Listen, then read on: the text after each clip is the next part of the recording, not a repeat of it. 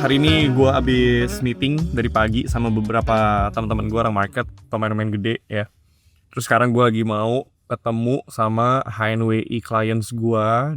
Kita Fortis partnership with Mandiri Sekuritas dan Bank Mandiri. Kebetulan gue juga nasabah Mandiri Private bankingnya. Terus gue juga priority clients di sekuritasnya. Kebetulan kita kerjasama. Hari ini kita mau ketemu orang-orang yang punya aset miliaran di Mandiri with Fortis. Dan hari ini kita akan bahas tentang market updates, tentang research saham-saham berikutnya yang akan kita beli. Jadi tonight gonna be interesting. The room will be full of high net worth individuals ya, HNWI. Kalau globally itu mungkin minimum is $1 million, $1 juta untuk bisa dikategorikan sebagai HNWI. Journey gue jadi HNWI itu lumayan panjang ya. Gue kan pertama kali gue jadi HNWI itu waktu umur gue 22 tahun, 21 mau ke 22. That was like 3 years ago. Itu pertama kali gue hit $1 juta jadi HNWI. Ever since my wealth udah grow jauh lebih daripada the minimum untuk jadi HNWI. Tapi ya sekarang my goals, my purpose adalah nih tim-tim gue nih, George, coba shoot George, terus ada Eric, terus Joe sebagai yang lagi videoin sekarang. Hopefully mereka semua juga bisa belajar banyak, bisa praktekin semua values, semua karakter yang gue pakai untuk jadi HNWI, dan kalian semua harus bisa jadi HNWI juga. Nah, lu ada tips gak, Fit, buat kita sama teman-teman ya mungkin di sini cara bisa jadi HNWI itu? Mungkin dari perjalanan lu jualan nugget sampai sekarang punya mobil sport yang cukup lah ya. Gimana tuh, Fit? Journey jadi HNWI itu mungkin akan kelihatan orang sebagai overnight success. Orang akan melihat bahwa yalah gini doang nih. Oh, anak muda punya banyak duit, gampang lah, ini mah semua orang juga bisa gitu. But if you looking at the statistic, kan kita nggak boleh ngomong based on opinion. We need to talk based on data. Orang kayak gue, ini kita ngomong globally, kita nggak ngomong cuma di Indo ya. Itu 0.0001%. Udah bukan top 1%. Gue tuh di global tuh 0.0001%. Kalau di Indo, I don't know, lebih dari 10 orang di seumur gue yang size-nya segede gue. Kayak 0,0001% tuh. Mungkin ada, tapi gue nggak kenal. Tapi yang gue kenal mungkin gak lebih dari satu tangan gue nih. Gak lebih dari 5 orang yang gue kenal seumur gue size segede gue gitu. Jadi it's very very hard to reach my level at my age. Apalagi lu self-made ya, lu nggak dapet trust fund dari family gitu. Kayak gue 10 tahun lalu gue start dari 100.000 perak, dari jualan nuggets all the way up, gue build everything. Self-made tuh sangat sedikit untuk lu bisa make it.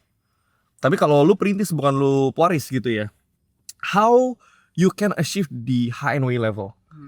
Actually to build wealth, banyak faktor dan variabelnya. There are lots of luck yang lu harus punya dan lu harus dapat. Kayak gue dapat COVID crash 2020, that's luck gitu kan. Lu harus punya that kind of luck untuk achieve milestone sebesar gua kayak gitu loh. Kalau lu mau misalkan cuma dapat ya 1M, 2M umur 20-an, for me that's easy menurut gua. Tapi kalau lu mau reach kayak 50 billion, 50M, lu mau reach 100M, lu punya net worth lu mau liquid or illiquid, let's say 200 miliar gitu.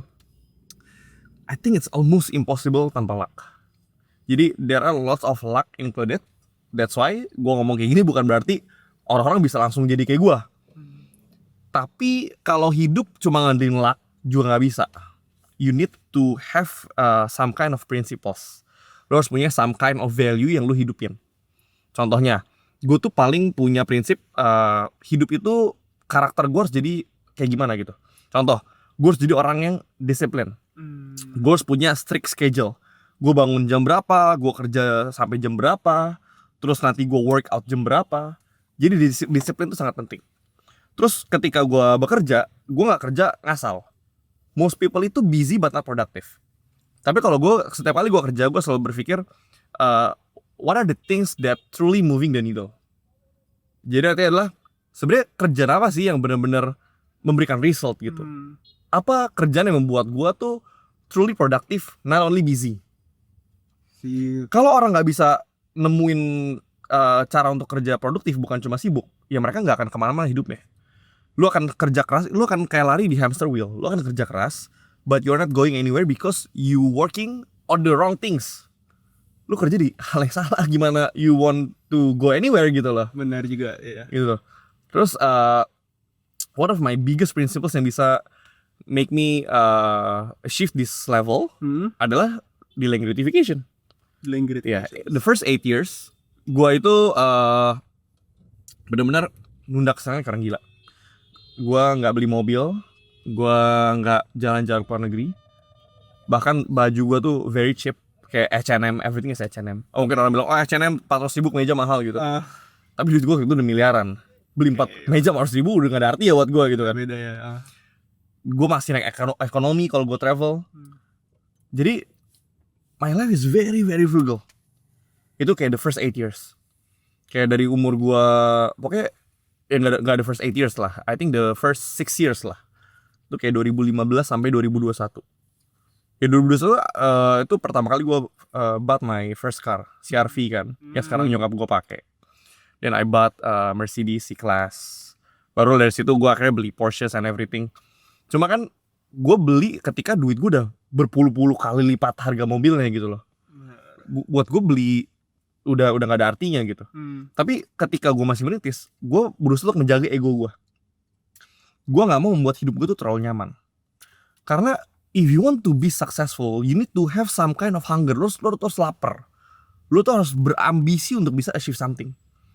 Masalahnya ketika lu baru punya duit dikit, lu self reward, you make yourself comfortable, your drive, your hunger, your ambition tuh mati. Gua sekarang, gua masih bikin video kayak gini buat sharing ke teman-teman. Dari cara gua ngomong, lu tau gua tuh lapar sekali, gua tuh very ambitious. Sampai detik ini dengan gua punya uang sebanyak ini di umur semuda ini, gua masih still very ambitious. Harusnya it says a lot about my character. Lu udah kenal gue lama. Lu udah bareng gue dari lu masih kuliah 4 years ago, 2021. Benar. Lu lihat gue 2021 sampai hari ini. My hunger tuh justru lebih gila hari ini. Bener banget. Drive gue tuh gila banget hari ini. Padahal I'm at the position dimana gue bisa happily retired. Gue sedetik pun gak perlu kerja dapet duit. Lu tau sendiri portofolio size kita segede apa, George. Sedetik pun gue gak perlu kerja. Betul. Iya kan? Yes. At the end of the day, ketika lu happy menjalani apa yang lu lakukan, I'm very happy every day with my life, with my work, with what I do. Gue very happy. When you're very happy doing what you are doing, it's hard untuk uang bikin lu happy. Karena gini loh, what's the logic behind money can buy happiness when you're already happy? Benar banget.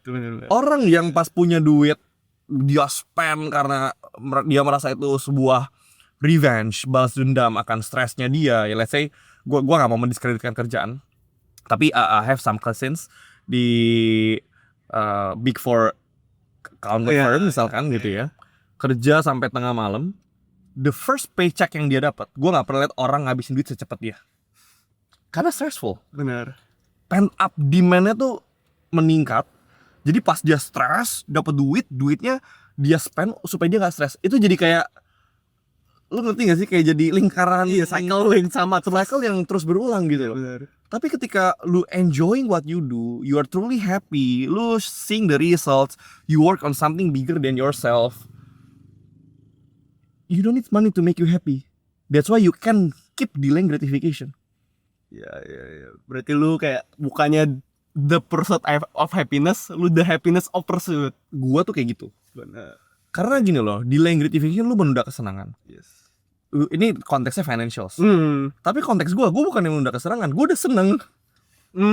Iya. Jadi bukan masalah, Vi, kok lu nggak pakai duit itu untuk beli kebahagiaan? Gue udah bahagia. Ngapain gue pakai duit gue buat beli kebahagiaan? Tapi menurut lu gimana buat teman-teman di sini yang udah ngeliat lu atau mungkin ngeliat orang lain ya, dan mereka ngerasa kesan itu kayak gampang banget lo buat jadi kalian. Ya. Padahal lu itu kan yang tadi kita bilang ya, 0.0001% globally. Iya, menurut tips lu gimana buat mereka yang bandingin diri mereka mulu ke social media lah, ke siapa lah? Gue tuh selalu punya quotes yang gue suka ya. Jangan pernah bandingin panggungnya orang lain sama punggungnya kita. Benar ya. Kenapa gue make these documentations di YouTube? Mau lu nonton atau nggak nonton, gue nggak peduli ya. Gue juga nggak cari duit dari sini. Tapi I wanna show you my behind the scene. Punggung gue mau tunjukin. Karena my Instagram itu panggung gue, George. That's my highlight reels. Lu liat gue pakai mobil sport, gue mandi di private and everything. Lu liat nih casing HP gue ada mandi di private. Ini casing HP 20 miliar ini.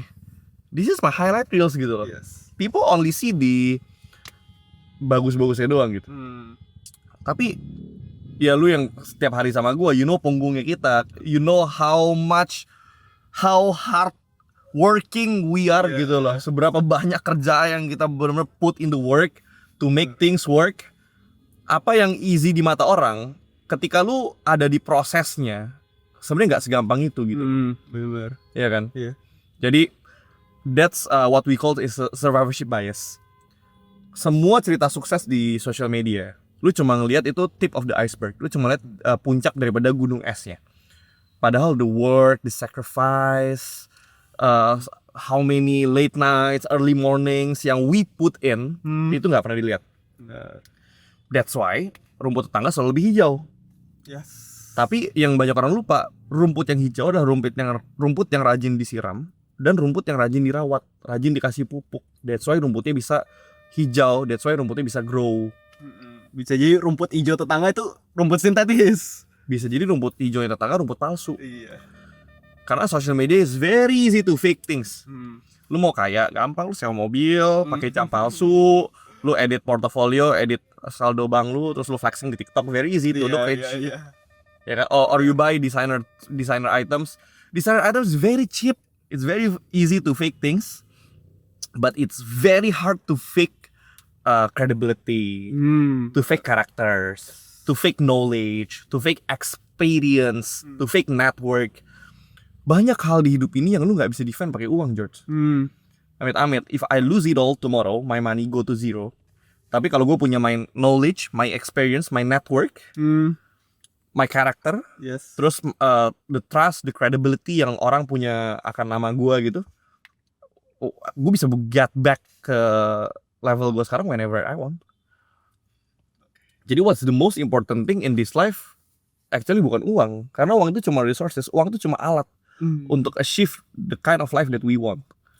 Tapi harta terbesar dalam kehidupan ini menurut gue adalah good relationship, good reputation, lu harus punya nama baik.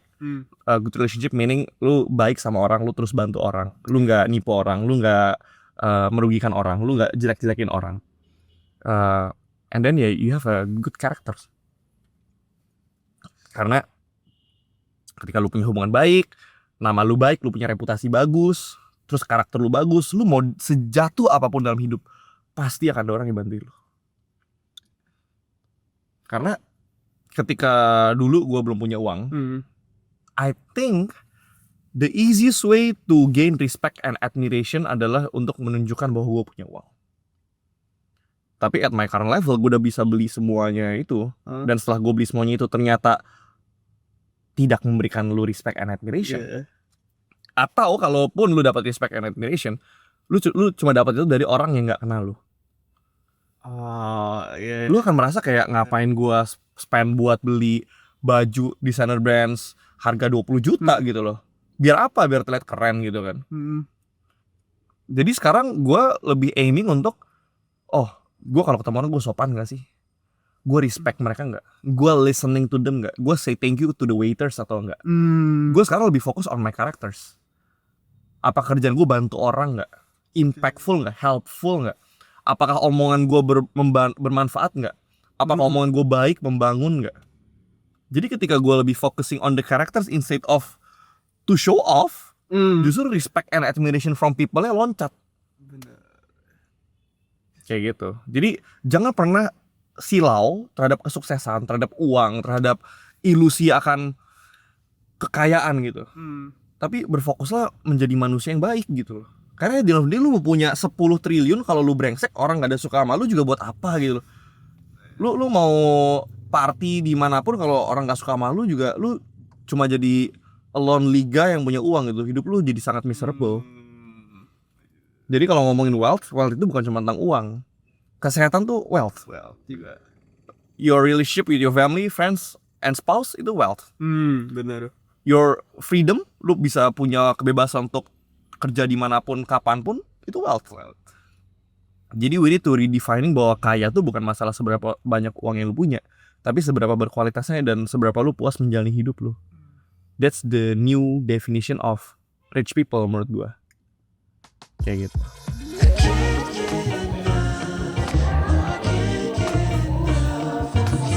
Hari ini siapa yang pada untung? Pada untung, coba katakan yang udah untung hari ini.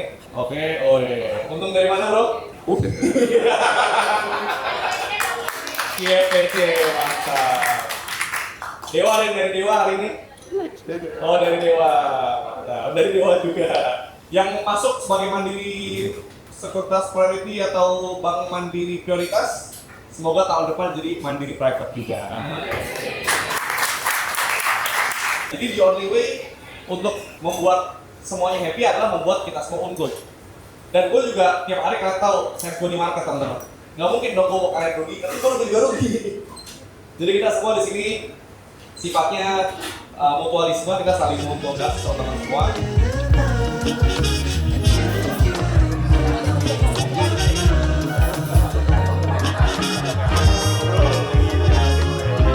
Oke teman-teman, sekarang kita lagi di acara Fortis HNWI Private Dinner dan kalian bisa lihat ya mungkin beberapa dari mereka udah pada balik, tapi mereka real HNWI High Net Worth Individual, makanya gue lagi pengen ngulik ke mereka gimana proses perjalanan cara dapetin 1M dulu lah, biar kita semua bisa at least punya 1M, karena untuk menjadi top 1% di Indo, kalian bener literally cuma butuh cari 1M, gak cuma sih. Makanya kita pengen kulik ke mereka satu-satu. Di umur berapa lu dapetin 1 miliar pertama lu? Umur 30 awal lah. 27, 28. Sekarang lu umur? 29. Gue di 21, sekarang gue 26. Lu di bidang bisnis atau pekerjaan apa? Background saya kan arsitek, jadi gue desain and build kontraktor lah. Sekarang bisnis di travel awalnya. Sekarang lebih banyak ke invest ke F&B. Gue awal bisnis e-commerce, terus di tahun 2020 gue rada jackpot. Nah itu 1M pertama gue di tahun tersebut. Tahun 2020, dari e-commerce. Dari e-commerce. Kalau boleh tahu, lu itu perintis atau pewaris? Kalau kita bilang itu, saya itu pewaris, tapi diwarisi ilmu, pengalaman dari orang tua saya. Karena kita kontraktor itu kan, berarti kan kita kan harus ada ilmu di lapangan, ilmu konstruksi, ilmu misalnya desain, dan lain-lain seperti itu. Ya termasuk setengah-setengah lah. Awal dikasih modal sama bokap pasti.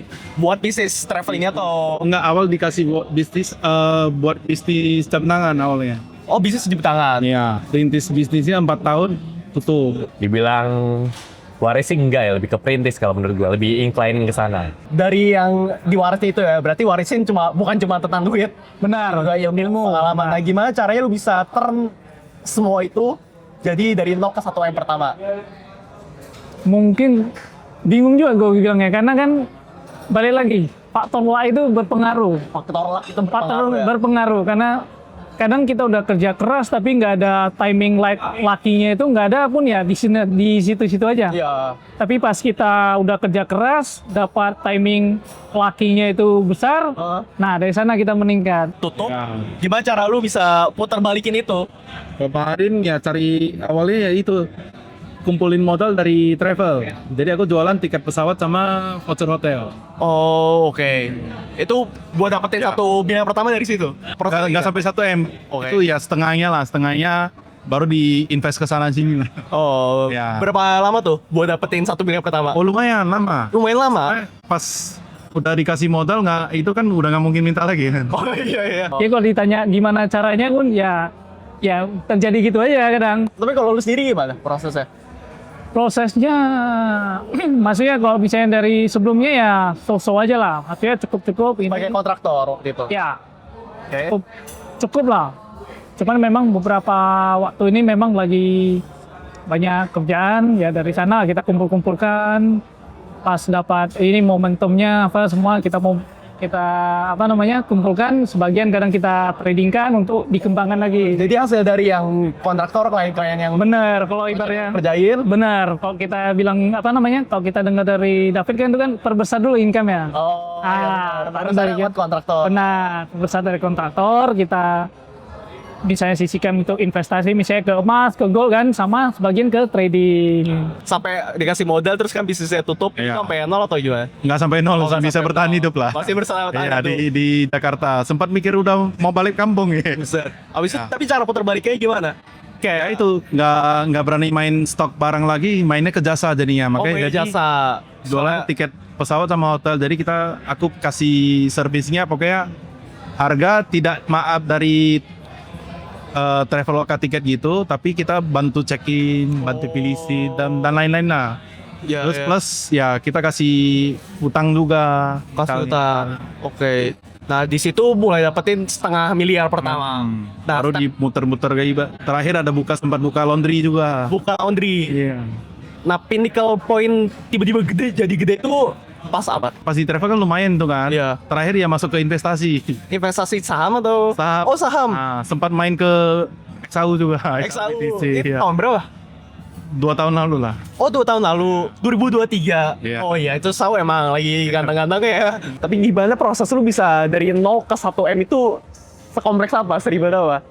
Atau smooth banget buat lo?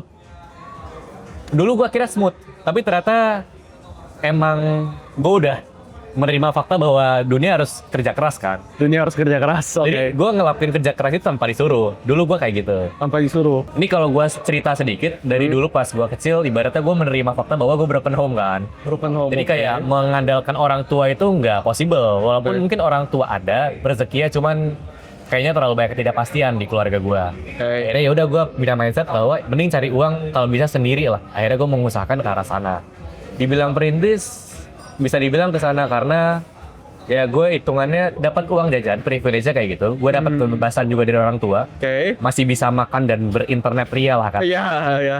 Tapi ya gue dapat uang jajan pertama gue di umur segitu gitu kan. Momen down yang paling terbesar yang lu pernah alamin gimana? Pernah nggak? Di mana itu? Di dalam perjalanan lu dari awal mulai karir sampai jadi kayak sekarang. Oh, kalau misalnya itu di pekerjaan tetap ada plus minus ya, maksudnya ada resiko pekerjaan. Kita pernah dapat proyek tapi minus kita 200-300 juta. Ya kita ini juga kita jalani aja, anggap kan pengalaman. Dari sana kita belajar ke depannya harus gimana. Kita maksudnya ambil langkahnya, ambil keputusannya. Tapi dari sana kita gak boleh nyerah, maksudnya bangkit terus. Nah, jadilah hari ini. Boleh kasih tips gak ke penonton apa satu rahasia tentang uang yang gak banyak orang tahu, tapi ini berdasarkan dari pengalaman lo? Uang ya makin dikejar sih biasa sih makin susah dicari. Itu benar ya, Iya, itu benar ya. benar. Tapi gue juga rasa sendiri. Iya, ya yang penting kita bisa untuk hidup santai, bisa makan, bisa jalan, bisa itu. Ya intinya harus tetap bersyukur lah. Oke, jadi uang kalau dikejar makin Makin dikejar makin jauh biasanya sih. kalau misalnya kita fokus ke apa yang kita kerjain, Iya. nikmatin apa yang kita kerjain. Yang juga. penting ya itulah bersyukur. Pelajaran yang paling penting, yang paling bagus yang lo dapat dari hal tersebut apa? Intinya loyalitas dan kepercayaan ya. Terhadap antara Kita produsen dengan konsumen. benar-benar ibaratnya kalaupun misalnya kita pekerjaan kita rugi pun kita kasih yang terbaik, Oke. kedepannya kan bisa dapat dari pekerjaan-pekerjaan lain. Orang lihat dari loyalitas kita, dari bisa tanggung jawab lah. Tanggung jawab. Soalnya satu-satunya yang nggak bisa dirusak itu harusnya reputasi. Sekali rusak itu udah hancur banget. Benar. Kayak ibaratnya rugi pun kita pun kerjakan sampai selesai. Oke, Penting reputation nomor 1 yang harus Benar. Yang lu udah dapetin dari pengalaman lu ya, udah ngerintis dari 0 dapat 1M atau sekarang udah berapa nih bro? Itu Masih dikit, apa yang paling penting dari tentang uang? Gue beruntung sih, dapat 1M di tahun 2020 itu juga beruntung. Momentum ya. Momentum banget. Keberuntungan yang gue harus cicil dari tahun 2017 katakan. Sebelum gue bikin bisnis, gue udah belajar banyak hal soal e-commerce, digital marketing, tanpa gue punya persepsi bahwa gue ngejar uang. Oke. Gue emang suka ada industri dan gue percaya digital marketing waktu itu akan gede. Oke. Ternyata 2019-2020 gue mainin perform karena pandemi lagi. Momen yang paling gede yang lu dapat apa? Yang paling jadi tipping point, tiba boom dapat duit gede gitu atau? Tetap dari konstruksi ya sebenarnya. Cuman ya tetap dari beberapa proyek lah, bukan dari satu proyek langsung boom enggak. Berarti lu lebih tipe yang slow bacur ya, naik Benar, slow bacur. di compound lagi ke market. Benar, di compound lagi ke market, jadilah Ferrari. Itu Ferrari beneran punya lu ya? benar, enggak ada BPKB Gue STNK ya bro. udah ketemu 2 kali sama dia, bawa mobil yang sama, berarti benar bukan nyewa. Aman. Berarti lu mulai e-commerce ini dari kapan sebenarnya? 2017 atau bahkan dari sebelumnya lagi? pas kuliah. Jadi ibarat kuliah tuh banyak proyekan kuliah kampus, gua ambilin juga. Ada beberapa yang emang kaitannya ke e-commerce, ada yang mulai dari kayak jualan di tempat dagang burger, terus bikin apa lagi ya, baju. Oh, bikin berarti tas, waktu itu lu jualan produk apa? tahun 2020 itu gue bikin 4 brand. 4 brand. 4 brand. Oke. Tapi yang jackpot tuh brand ketiga, brand keempat sorry. Brand 1, 2 ibarat ada yang rugi, ada yang lumayan lah per bulan 1 juta 2 juta. Oke. Tapi di brand keempat ini tuh dapat per bulan ya bisa puluhan sampai ratusan. Seriusan? Nah produknya itu gue udah sering ngeposting di akun pribadi itu dulu pas era-era pandemi. Tanaman hias waktu itu lagi tren. Oke. Gue bikin pupuk sama pengkilap daun. Gimana lu bisa ketemu produk itu, terus produk tersebut bisa jadi winning produk yang ubah Iya. Winning karir lu lah. product. Iya, winning product. Gimana Jadi caranya? winning produknya itu di brand tersebut itu nggak langsung di pertama kali. Itu winning produk ketiga atau keempat. Jadi awal mula si brand ini di bulan Juni katakan, Juni 2020, itu gue mau jualan tanaman hias. Oke. Gue motoran dari kota A ke kota B, jadi lumayan jauh. Naik motor, tapi menurut gue nggak make sense. Ibarat gue harus jemput jemput tanaman pakai motor, tapi sekali angkut cuma 10 tanaman, nggak masuk akal. Iya. Gue kapan kayanya gitu kata. Iya. Ya, akhirnya gue improvisasi. Gue nyari barang yang emang relevan sama tanaman waktu itu. Kenapa tanaman? Karena lagi naik, plus gue hobinya tanaman hias juga. Oke. Awalnya gue bikin kayak pengkilap daun. Itu nggak winning tuh. Terus bikin pupuk bentuknya spray. Terus bikin media tanam. Jadi tanah-tanahan buat nanam juga. Nah baru nih produk keempat katakan itu gue bikin kayak serum tanaman. Jadi ibarat pupuk tapi lu bikin jadi kayak serum wajah lah buat tanaman ya. Oke, tapi buat tanaman. Itu winningnya di sana. Cuman nemuin ini juga kompleks lah karena butuh percobaan trial error. Ya kasarnya persiapan, Iya. ketemu momentum, create slug yang di tahun 2020 itu ya. Gitu. Itu sih menurut gue yang penting. Jadi kayak lu harus cicil. Terus cicil ya, mau belajar, ya gak segampang itu ya. Nggak bisa. Orang-orang kayaknya mungkin 2020 lu doang. Iya. Jackpotnya gede banget. Tapi dulu gue pikir gitu pak. Oh, Gue pikir gimana? tuh mulai 2019, 2020 langsung jackpot. Tapi setelah gue telusurin, nggak semua orang tuh sadar bahwa tahun-tahun sebelum gue nyicil. Benar. Itu yang ternyata mengejutkan buat dia. Ya butuh proses lah ya, nggak segampang yang orang-orang konten kreator lain bilang ya. Aku pengen ikut belum ada